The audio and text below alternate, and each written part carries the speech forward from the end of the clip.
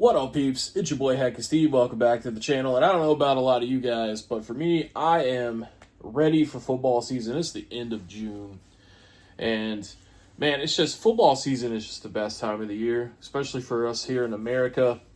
Not only is the weather cooler, but you have, things to look forward to on Mondays, Thursdays, and Sundays. There'll always be a game on. I haven't always been a football fan. I would say like maybe around 12 years old. So like 2002 is when I really started to become like a really hardcore football fan.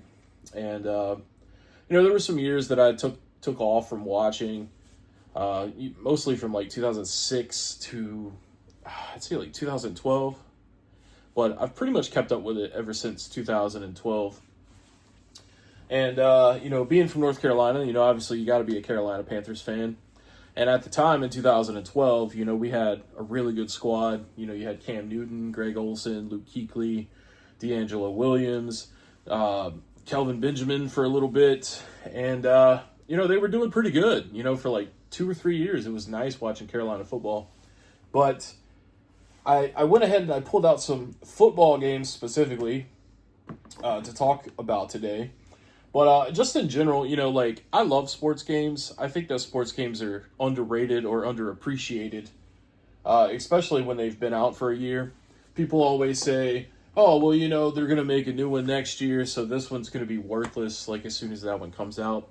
And I don't really feel like they're worthless, because growing up less fortunate, you would love to have a little $5 or $10, football game. Or like a basketball game, like NBA 2K14. This was a fantastic basketball game. In fact, there was a resurgence for this game recently, and it drove the price up pretty high, for what it is. Because, that came out in 2013, so that's a 12-year-old basketball game. And you still have people like Phoenix Resale, point that out in their videos, like, ooh, this one sells pretty well on Amazon. I guess it's because it's got LeBron James on the cover.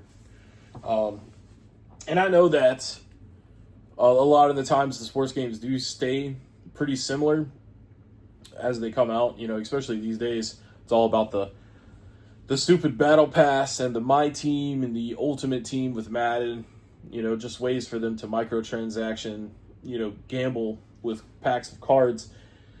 Just fuck you to death with your wallet. But football games in general, man, and just football as a sport is just amazing. And I don't have to tell you guys how much I love wrestling and wrestling games, but I'd say like the first football game that I really enjoyed was NFL Blitz. I played the 64 version more than the PS1 version. This one was just easier to reach because I only have a loose cartridge of NFL Blitz. And, it's like an arcade, football game made by Midway, and it's pretty good. It's definitely not trying to simulate real football as much as just being something funny and fun to play. The after tackles after the play ends, which is something that they took out with the arcade one-up of the NFL Blitz, because I was super excited. That was going to be the first arcade one-up that I bought, was the NFL Blitz one. And then I heard that they took those after hits out, and it just kind of killed my vibe, especially when the thing is like $400, $500, maybe even $600. But I used to play this all the time with friends, and it was a great time. Then moving on, into the original Xbox days. Now, keep in mind, while I'm playing, these football games, I'm not really a huge football fan. I'm just a kid. I was probably like 8 years old whenever NFL Blitz came out. But then you got Blitz the League, and this is, more of the same, but this is actually an M-rated game.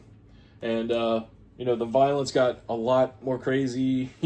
Players would get injured on the field, and you'd have the option to hit them with an adrenaline shot to put them back in or just substitute them out. And overall, this was a freaking awesome game. I highly recommend it. That and Blitz the League, too, because there is a second one, I believe, on the 360 and PS3. But yeah, it was a great time. But it's more of an arcade-style football game, and there's also NFL Street, which I don't even know if I have an NFL Street game, but those are pretty fun, too. But then you get into what is arguably the best football game ever made, ESPN's NFL 2K5. This thing came out, it was $19.99. So like Madden, when it came, it was $50 at the time. So when this came out, everybody picked it up and gave it a shot. And man, my nose is itchy. I don't even know why. But sorry about that. This game right here, this is when I really started to get into football a whole lot. Like, I started watching football around 2002 because my brother was big into it. He's a Tampa Bay Buccaneers fan, and I do like Tampa Bay as well. But I used to go over to a friend's house named Zach, and he was a huge Eagles fan, and I never understood it because I would say, dude, you live in North Carolina. Why don't you like the Panthers? He's like, I like the Panthers, but I've always been an Eagles fan. And I'm like, okay. So I would go over to his house, and we would play this, and we played it on the original Xbox. And I actually own this on PS2 as well. But one key difference with the original Xbox version versus the PlayStation 2 version is because the Xbox had that internal storage. It had like an 8 gig hard drive on it. And this only had a memory card. Whenever you would play your games on the Xbox version, because it had the memory, it would actually log key replays from your games. So then when you would watch the Chris Berman, almost said Chris Bellman, which is he's a audio engineer. Chris Berman would do a halftime show, and he would talk about your game, and they would actually show replays from your game that just happened. So it was more of an immersive experience. Not only that, but like the little career or campaign mode on this game gave you your own like house where you could hang your trophies, you could style it, whatever way you wanted to. It had a lot of celebrity matches where you would face like David Arquette, for example. You would face his team, and his team would have some kind of odd gimmick that made it, kind of a challenge for you to play. And then there was also like first-person mode where you could play football in first person. So this thing for $19.99 was giving you all of this amazing, all these amazing features for a football game. And not only that, but the gameplay and the AI and like the programming of the players, on the field was just way better, way better than anything that Madden was doing. And still to this day, what Madden's doing. And, even when you go back and, play it, I mean, the graphics still aren't too bad. The roster from this era was fantastic. But my friend Zach was really good at this game, and he would beat the snot out of me with the Philadelphia Eagles.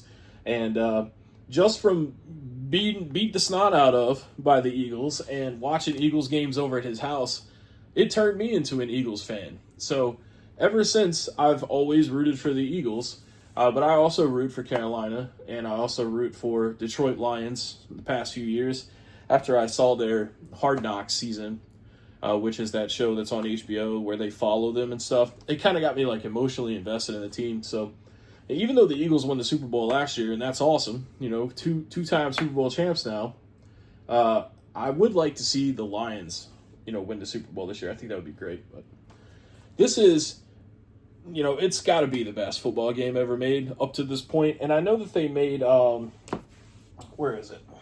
Here it is. I think the same people that made this made the All-Pro Football 2008. I haven't played this yet. I do plan on playing it.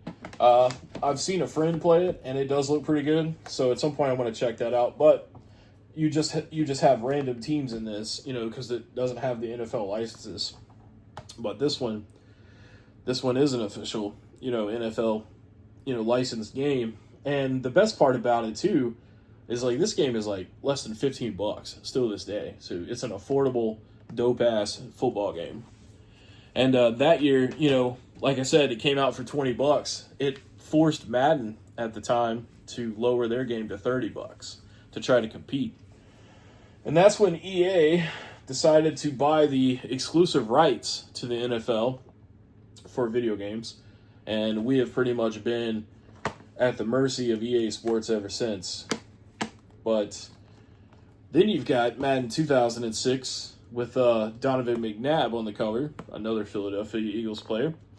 And the reason that I pointed this one out is because, man, Madden NFL 6 actually was a pretty great game.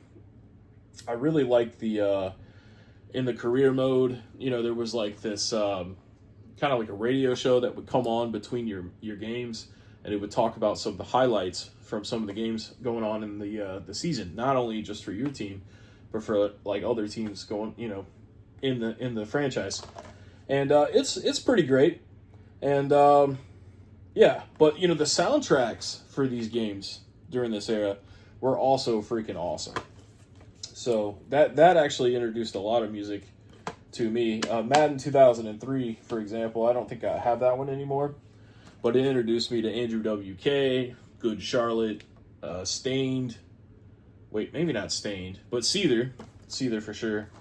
So yeah, the music back then was great too. I mean, compared to like the soundtracks that they have now, it's big poopy caca.